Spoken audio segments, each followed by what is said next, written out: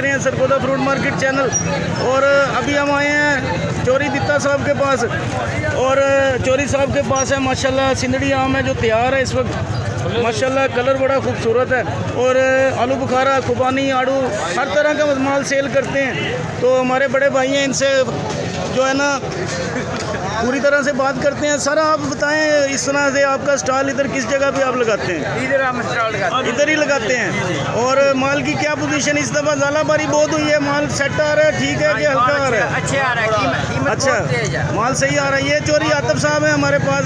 चोरी साहब आप बताना चाहेंगे, इस मंडी से माल लेके जा रहे हैं, आपको यहाँ से प्रॉफिट अच्छी मिल जाती है या मतलब कि मज़ा आ रहा है आपको?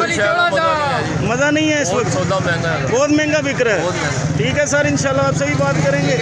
और तो आप सरगोदा फ्रूट मार्केट में विज़िट करें तो चोरी दित्ता साहब से ज़रूर मुलाकात करें।